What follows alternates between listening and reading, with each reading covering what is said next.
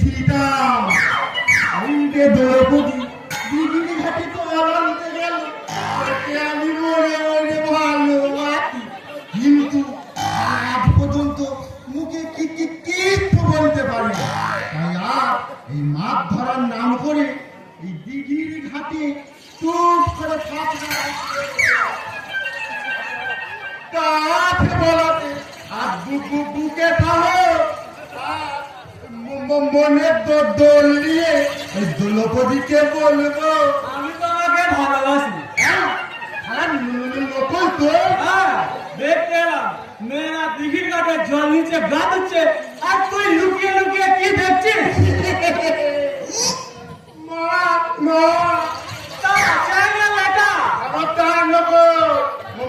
মনে রাখি আমি কিন্তু খোকনি থাক বলে একা তুই একটা আসতে পাটা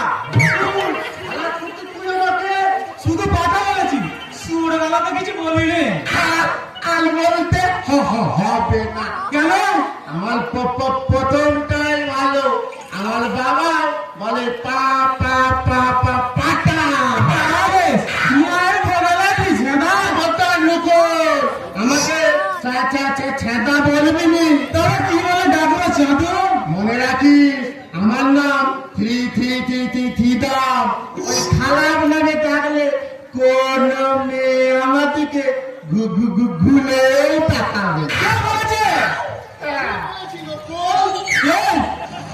ও শকুনি শাসন তুমি? আরে তুমি তো বললে কারণ তোমার মজা তো ভাগাড়ের থেকে। কি বললি আপনি শকুন শকুন মুখ সামলে কথা বলবে ভাইকে বলতে মাস্টার আর মেয়ের পিছনে তোমার ছেলেকে কিনে নৌকা পাইতে বারণ করো। ওটা জাহাজ, তোমার ওই জাহাজের পিছনে কিনে নৌকা টিকবে না, উল্টে যাবে। বাবা এ খালা নকুল আমাকে নৌকা বলতে পারো ওই জাহাজের ক্যাপ্টেন আমার গুরু, বেশি বাড়াবাড়ি করলে গুরু তোমার ডিঙির জলে ডুবিয়ে মারবে।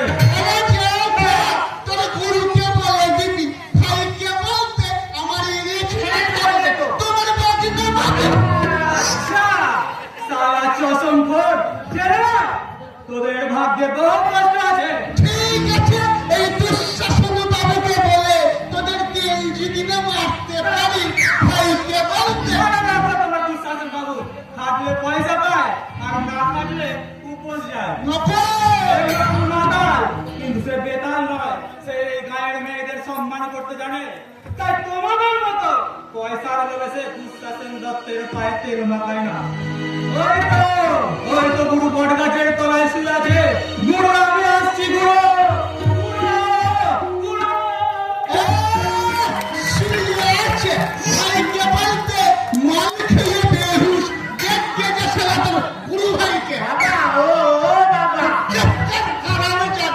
সারাদিন ছিড়ি নিয়ে নিয়ে শিকার করতে তোকে গিয়ে বলেছে ওই দ্রৌপদীকে ঠিপে যেতে তুলবই না ছেলের সহজে মানবে না শিখে যেতে তুলবই ভাইকে বলতে তুলে কি করবি হারাম দাদা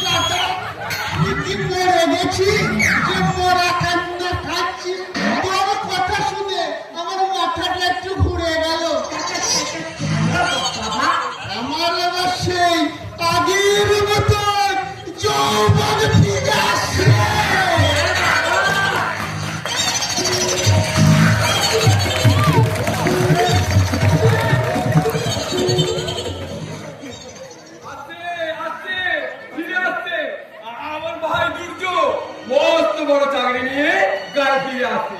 মা, ও মা, কোথায় গেলে গো মা? তাড়াতাড়ি এসো। কি হয়েছে? কি হয়েছে বাবা? আমার চিৎকার করে পড়া মাথায় করছিস কেন? ঘর দুপুর বেলা? আনন্দে বাবু, আনন্দে। দুঃখ যাদের জীবন ভরা তাদের আবার আনন্দ কিসের রে?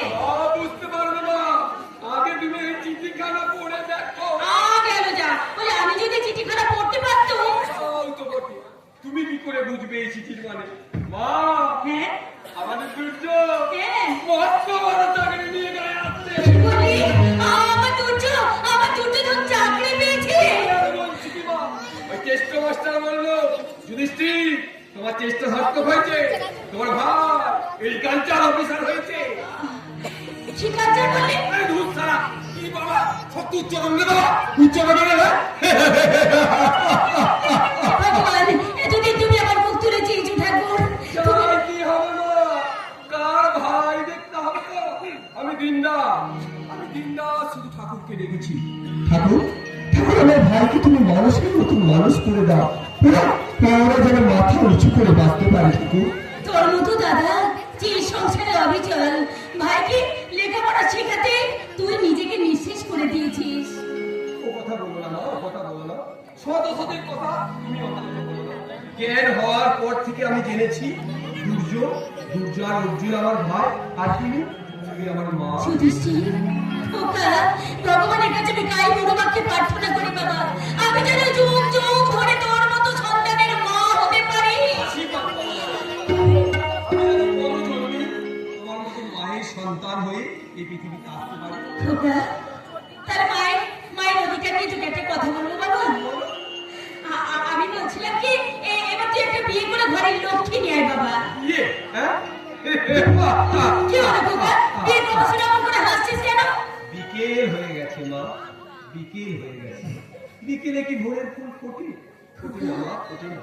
তবে তবে তুমি দুঃখ করো না, তোমার সেবা করার জন্য আমি জোড়া লক্ষ্মী ঘরে আনবো। ওই দুর্য আর অর্জুনের বিয়ে দেবো। আমি আমি এখন আসছি, আমি এখন আসছি।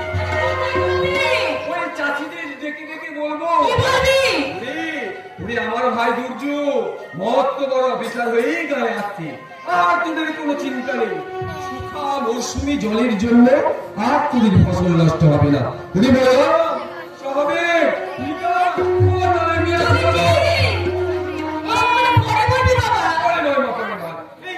আনন্দের খবরটা জানতে না পারলে আমার পেটটা ভরে যাচ্ছে। ওরা শুনলে খুব খুশি হবে না, খুশি হওয়ার মতো কিছু নেই। না আছে ভালো রাস্তা, না আছে ভালো সোসাইটি, নাথিং, কিছুই নেই। ও আমি হাঁটতে পারছি না। স্ট্রেট, এই তোমার বাড়ি? ও মাই গড, এটা বাড়ি নাকি একটা থানা? এই নোংরা পরিবেশে তোমার জন্ম?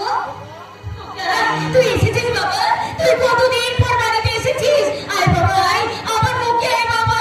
আর কোনো চিন্তা নেই মা, ঘরের ছেলে ঘরে ফিরে এসেছে। এই জানিস তো মা, তোর জন্য না গর্বে আমার এই বুকটা এখন দশ হয়ে গেছে। এই ভদ্রমহিলা আমার ভাই,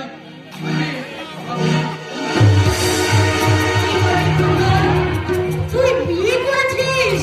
মনে হচ্ছে একেবারে আকাশ থেকে পড়লে উপযুক্ত ছেলে মেয়ে বিয়ে করবে, এটা তো আশ্চর্য হওয়ার কি আছে? আর শোনো, ফর্দার আমার হাজবেন্ডকে তুমি খোকা বলে ডাকবে না। মা আপনার সন্তানকে কি বলে ডাকবে সেটা কি তোমার কাছ থেকে আমাকে শিখতে হবে বাবা? তর্ক করো না, মানুষ শিক্ষিতা। আমি যত বংশের মেয়ে, মোর কথা শুনে চললে তোমাদেরই মঙ্গল হবে। ঠিক বলেছিস ভাই, ঠিক বলেছিস। মা মা তুমি বৌমার কথায় কিছু মনে করো না। ছেলে মানুষ, সন্তান মাকে দুঃখ দিলি মায়ের যে কি ব্যথা তাও বুঝি না মা।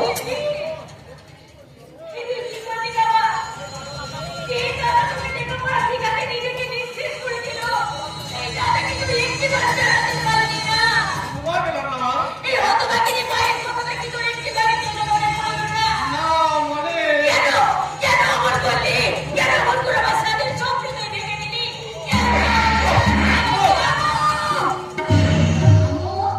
তোমার এত বড় সাহস হয় কি করে আমার চোখের সামনে আমার হাজবেন্ডের গায়ে হাত দাও? আর একটা কথা মনে রাখো, দুর্যোধন আগে তোমার ছেলে ছিল, কিন্তু এখন ও শুধু আমার স্বামী। ভুলে যেও না বৌমা, যেই স্বামীরা গাছের ফল নয় নানা মানলেই পড়বে। এমন করছো কেন? আমি বিয়ে করে কোনো অপরাধ করে ফেলেছি? আসলে এটা তোমাদের জেলাসি, হিংসা। অশিক্ষিত ছোট লোক কোথাকার, ভদ্রতা কাকে বলে তাও জানে না। দুর্য, এই রোগ থেকে সংস্কৃতি থাকা বংশকে নিয়ে তুই এক্ষুনি আমার বাড়ি থেকে বেরিয়ে যাবে।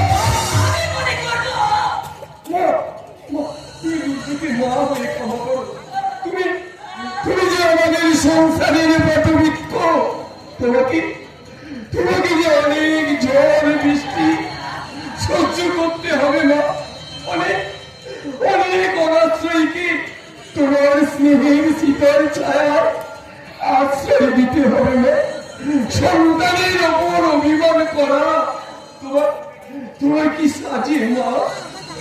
যুধিষ্ঠির, কেন কেন এমন করে চলে গেল আমার সামনের বউ? এই ইডিয়েট! আর কতক্ষণ আমাকে এইভাবে এখানে দাঁড়িয়ে থাকতে হবে? যাও গো, যাও, বউকে বরণ করে ঘরে তুলে যাও। বৌমা, বৌমা যে আমাদের সংসারের লক্ষ্মী, লক্ষ্মীর অমর্যাদা হলে সংসারের চেয়ে অমঙ্গল হবে মা। ওইসবের কোনো প্রয়োজন নেই। তাছাড়া ভানুমতি ব্ল্যাকডের কালচার একদম পছন্দ করে না। আমি জাস্ট বুঝতে পারছি না এই পুরি আর এই চাষাটাকে তোমার এত ভয় পাওয়ার কি আছে? তুমি একজন গভর্নমেন্ট সার্ভিস হোল্ডার, তুমি নিজে যেটা ভালো বুঝবে সেটাই করবে। এরা তোমার কে? এদের সঙ্গে তোমার কিসের সম্পর্ক? রক্তের সম্পর্ক। আমার ছোট ভাই Arjun. Oh my God! I can't bear it. Just বুঝতে পারছি না এই পরিবেশে তোমার মতো একজন শিক্ষিত স্কলার ছেলের জন্ম হলো কি করে? মাকে যেমন করে জন্ম নেয় পদ্ম ফুল, You shut up! অপূর্ব অপূর্ব সুন্দর এই যুধিষ্ঠির মণ্ডলের সারা জীবনের আত্মত্যাগ তুমি এক নিমিষে নিঃশ্বাস করে দিলে নিস্তার। বিধবা মা আর দেবতুল্য দাদার তিল তিল করে গড়ে তোলা সংসারটাকে ভাঙতে ওই শহর থেকে শিক্ষিতা আধুনিকা নারী বিয়ে করে ঘরে নিয়ে এসেছে।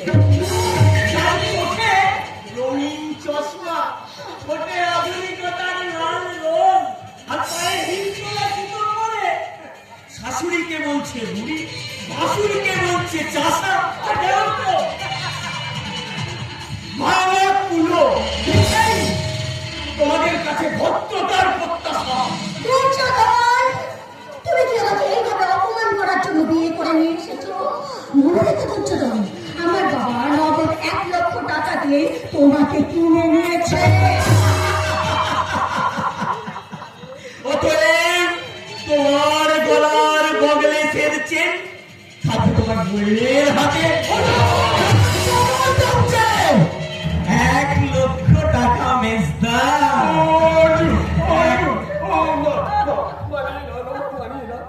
দুর্যোধন বৌমাকে ভালোবেসে কাছে টেনে নাও। দেখবি তুই আমাদের এই ভালো সংসার আবার শান্তি ফিরে এসেছে মা।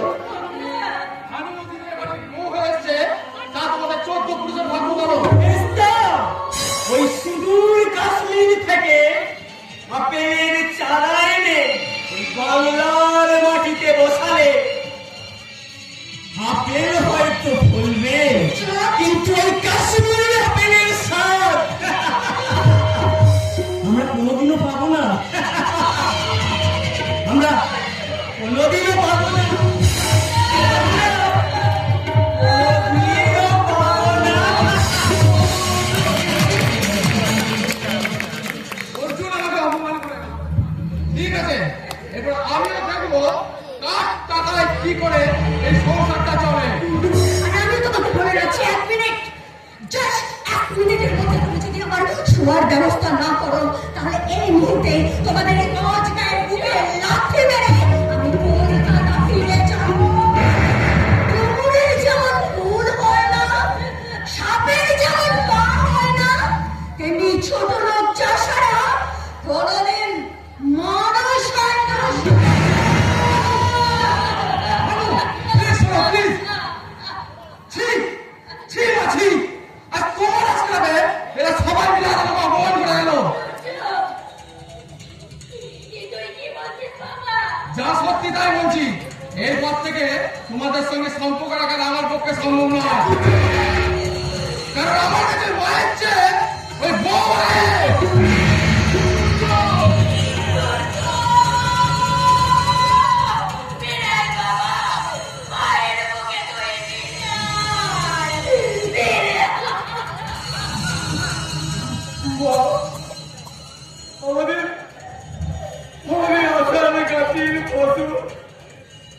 দুর্ভাগ্যের জন্য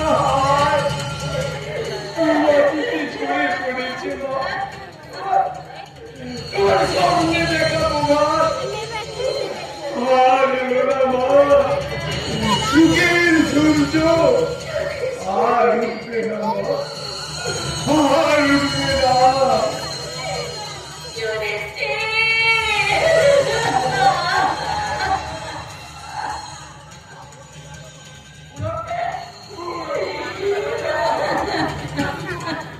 ওরা শুধু বাঙালি নেতায় অর্থ, ওরা শুধু বাঙালি নেতায়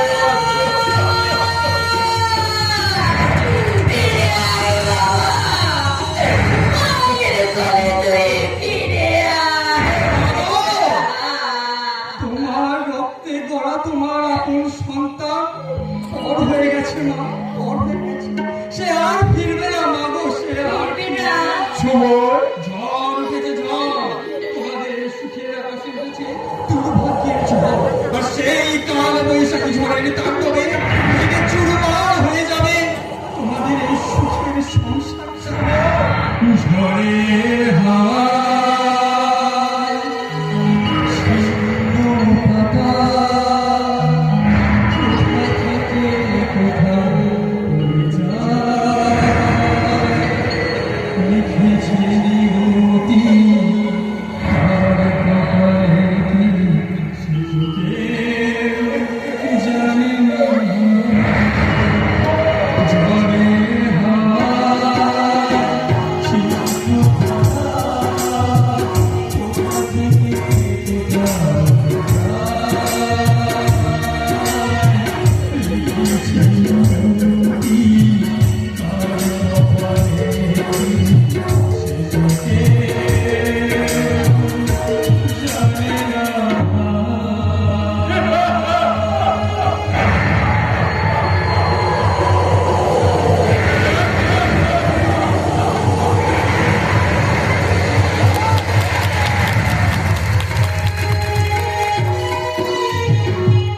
দিলাম, দিলাম, দিলাম। এই দুঃখ দারিদ্রকে দূর করে দিলাম, কারণ এই কঠিন দারিদ্রের সঙ্গে লড়াই করে সুখে থাকা সম্ভব নয়। দাদা, অর্থের মাপকাঠিতে সুখের বিচার করা যায় না। সচ্ছলতা অনেক সময় দুঃখের কারণও হয়। তুই বাবার মতো বাবার যত সব ভাত দেবার মুখে আর কি মানে কোথায় দাদা, হঠাৎ তুই কি বলে বলতো? তুই কলেজ থেকে ফিরে সব বইখাতা ছুঁড়ে ফেলে দিবি কেন? আমি আর যাবো না। কেন? তোমরা আমাকে না করে বাবাকে কর। আরে তোর মনের কথা বাবা কি করবে? জানতে হবে, জানতে হবে, জানতে হবে। শুধু ভালো করে লেখাপড়া কর, আর মানুষের মতো মানুষ বললে হয় না। একটা কলেজ পড়ুয়ার ছেলের সমস্যার কথাটা বাবাদের জানতে হবে। কি এমন সমস্যা কি করে? কলেজে মাইনে বাকি পড়ে আছে, একটা ভালো জামা প্যান্ট নেই, কলেজে প্যান্ট দিয়ে ঢোকার মতো পকেটে পয়সা নেই, বলবি তো এরকম কথা দেওয়ার সাহস পর্যন্ত আমার নেই। দাদা, তুই একটা কথা মনে রাখ, অপরের থেকে যারা চাহিদা সৃষ্টি করে তারা কিন্তু চিরকাল হীনমন্যতায় ভোগে। চাহিদা কিন্তু তাদের কোনোদিন মেটে না। দ্রৌপদী, নিজের সুখ স্বাচ্ছন্দ্যকে তুই বড় করে দেখলি দাদা? তুই বাবা মা ছোট বোনের কথা একবার ভাবলি না? এক বছর তুই যেন মাংস বাবা, আমি কারো চিন্তা করতে চাই না। যে বাবা মা সন্তানকে সুখ স্বাচ্ছন্দ্য দিতে পারে না, তারা সন্তানের জন্য দেয় কেন? সেই সন্তানের মুখ থেকে একটু মিষ্টি হাসি বের হয়। বাবা, আমার নাটকে আমি লিখেছি উপযুক্ত সন্তান তার জন্মদাতা পিতাকে প্রশ্ন করছে কেন কেন তাকে জন্ম দিয়েছিল। শুরু হয়েছে আমার ছেলের ঘাড়ে। বাবা মা আজ বোঝা নেই, বাবা মা আজ বোঝা। একজন বাবা একজন মা অধিক সন্তানের ভার নিতে পারে, কিন্তু একজন বাবা একজন মায়ের ভার অধিক সন্তান মিলেও বহন করতে পারে না। শামু কলেজ ছেড়ে দিতে চাইছে বাবা। কেন? ওটা কি কলেজের বাইরে নাকি? এই তো কিছুদিন আগে তুমি কলেজে নাম লেখা বলে আমার কাছে কিছু টাকা নিলে সাবু। সেটা আমার খরচা হয়ে গেছে। খরচা হয়েছে? কিসে খরচা করলে? ওদের ভয় করতে পারবো না, খরচা হয়ে গেছে ব্যাস। কৈফিয়ত দিতে হবে। তুমি না ছাত্র, ছাত্রের একমাত্র ধ্যান জ্ঞান অধ্যয়ন, অন্য কিছু খুব পাল্টে গেছে বাবা। ওই মান থাকতে আমাদের নীতিবাক্য বর্তমান যুগের ছাত্রদের জন্য নয়। যুগ পাল্টে দিলেও শিক্ষা ব্যবস্থা বদলায় না। লেখাপড়া তোমাকে করতেই হবে। লেখাপড়া না শিখলে চিরকাল তুমি অন্ধকারে থেকে যাবে। আলো দেখতে পাবে না, শিক্ষা আনে চেতনা, আর চেতনা যার নেই, শ্বশুরের বিরুদ্ধে কথা বলবার ভাষাও তার জানা নেই। ভুল বাবা ভুল, পয়সা যার নেই আর সোজা হয়ে দাঁড়ানোর তার শক্তি নেই। তাই আমি চললাম পয়সা ইনকাম করতে উৎপাদন দপ্তর আছে।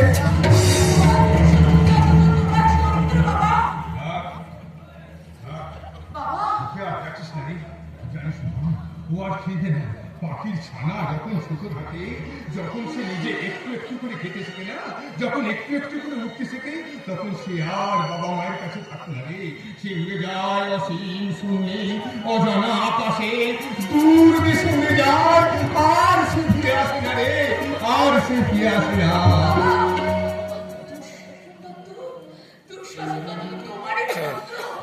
আমার শত্রু হলে কি হবে? আজ আমার ছেলের মিত্র। মিত্র না হলে ভাইকে বলতে মিত্রের কথা কি ভাবে নমস্কার, তাই চলে এলাম। আরে সকলে যে বলো বলো, কেমন আছো? ভালো আছো তো? ভগবানের অশেষ করুণা না মরে বেঁচে আছি। ভাইকে বলতে ভেবেছিলাম দেখা পাবো না, কিন্তু দেখা পেলেন। তো মা লক্ষ্মী আছো দেখছি। তা বেশ বেশ বেশ, ভাইকে বলতে বাবা, ও বাবা বলো মানি দল খাবো। এই মাটি করেছে। ভাইকে বলতে মেয়ে মানুষ দেখলি তো এটা কে?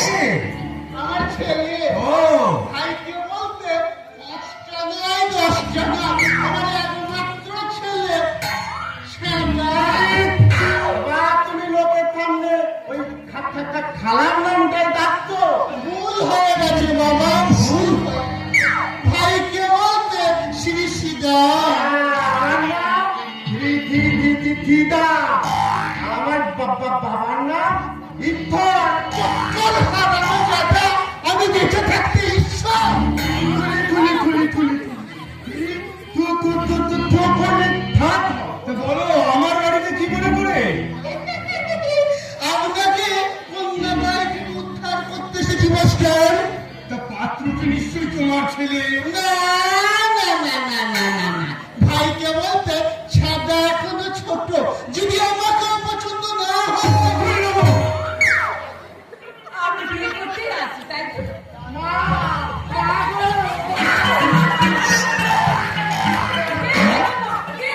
আমার বাবা বলে দে দে, মেয়েকে সামনে দেখতে পাবি, তাকে পায়ে ধুলো নিবি। দেখবি তত সন্তান থেকে আমার বাবাকে বিয়ে করতে রাখতে হয়। কি বলেছে? সম্মান যদি বজায় রাখতে চান, এক্ষুনি আপনারা এই বাড়ি থেকে বেরিয়ে যান।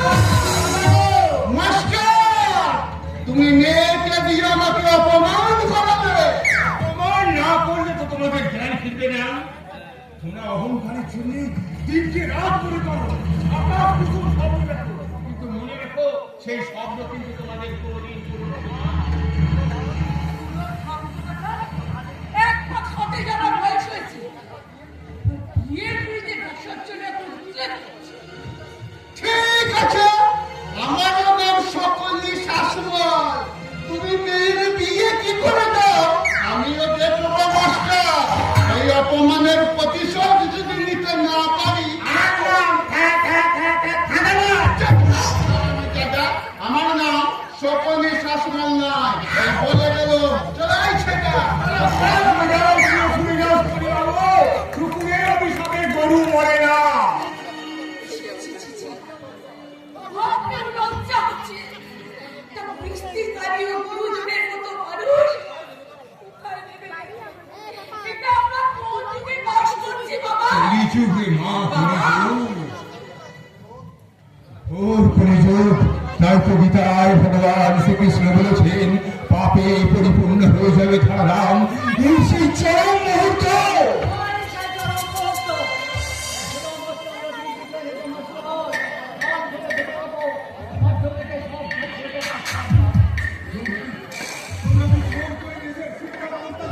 গলা টিপে মারতে যাও।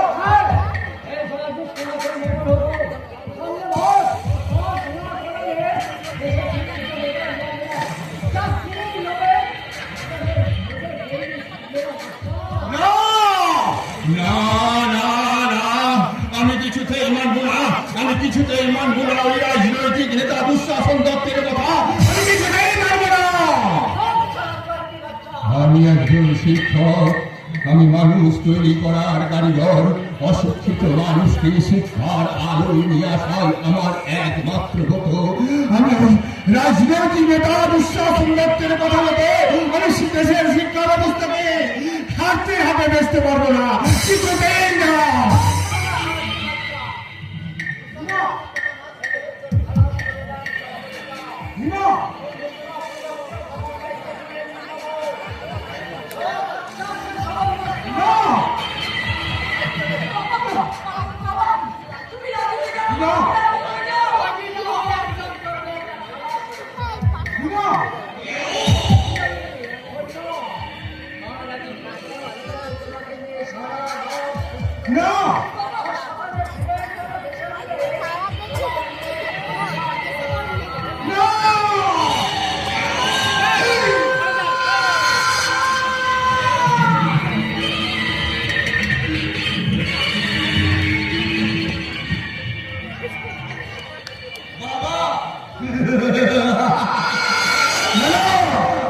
বাবা তোমাকে রক্ষা করতে পারবে না, তুমি হাত অনেক দূর পর্যন্ত প্রসারিত।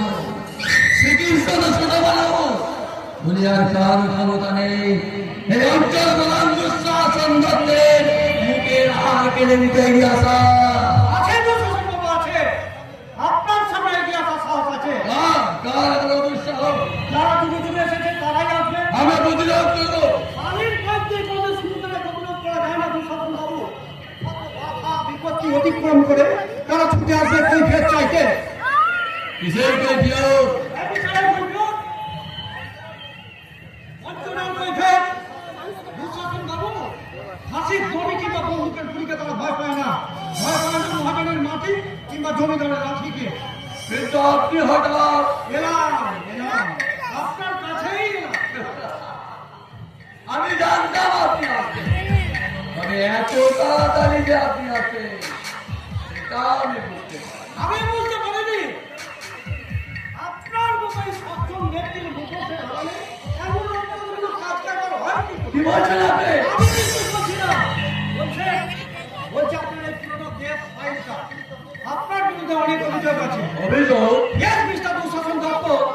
প্রথমত, আপনার মতো যে দেশ চলছে তা আপনাকে বন্ধ করতে হবে। দ্বিতীয়ত, মহাজন বাজারে ভবন ব্যবসা হারালে যে সমস্ত মধুচক্র মেয়ের প্রতিযোগিতা গড়ে উঠেছে সেগুলো আপনাকে বন্ধ করতে হবে। তৃতীয়ত, আমি জ্ঞানানন্দ মহারাজের আশ্রমে তদন্তের অনুমতি দিতে হবে। কারণ শিকার রিপোর্ট দিয়েছে ওই আশ্রমে অনেক দেশপ্রেমী কার্যকলাপ চলে। শুধু তাই নয়, স্বামীজিকেও বেআইনি অস্ত্র পাচারকারী হিসেবে যথেষ্ট সন্দেহ করা কারণ। কিন্তু আমি যদি বলি আপনার সব অভিযোগ মিথ্যা, সাজানো গল্প ছাড়া আর কিচ্ছু না। পুলিশ তদন্ত করবে, আর আদালত তার বিচার করবে। নমস্কার দয়াবাবু, নমস্কার। নমস্কার। নমস্কার, কিন্তু আপনারা অভদ্র, অসামাজিক, অসামাজিক জীব। জীব? আদালতে মাত্র বড় কি করবেন না। ওই চোলাই ভাবের মালিক। আমার কাছে কি প্রয়োজনে? পরিচয় করতে এলাম স্যার, কারণ আপনাদের নেই তো আমাদের ব্যাপার। কি ঠিক বলেছো দাদা?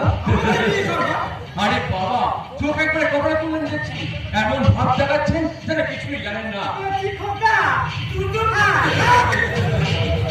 মাথায় কথা বলে চাপ পিঠে চামড়া তুলে ফুকো তরকারিতে কর্ণপাত করে না। বাচ্চা বাচ্চারে মদ খেয়ে এসেছেন কোন সাহসে? আরে এভাবে নয়, করে এভাবে নয়, বলে রেফ্রিডে সেল কান্ট্রি, রেফ্রিডে ড্রিম কান্ট্রি। তার মানে আমরা প্রত্যেকদিন দেশি খাই আর প্রত্যেকদিন দেশি বিক্রি করি। তাই এখানে কি প্রয়োজনে? জানতে এলাম যে দেবতা কোন ফুলে সন্তুষ্ট হয়। তার মানে মানে মাসওয়ালাটা কত রাখতে স্যার। এরা কি আপনার লোক? না স্যার, আমি ওদেরকে চিনি না। এই, তোরা এখানে কি করছিস? যা সারা, যার জন্য চুরি সেই বলে চোর। সরকার আমাকে যথেষ্ট মাইনে দেয়। তাই আপনাদের ওই মাসওয়ালা না নিলেও আমার চলে যাবে। কারণ মদের বেআইনি ব্যবসা আপনাদের বন্ধ করতে হবে। আমি ঘুষ খাই না যেমন সত্য, ঘুষ কাউকে নেওয়া পছন্দ করি না।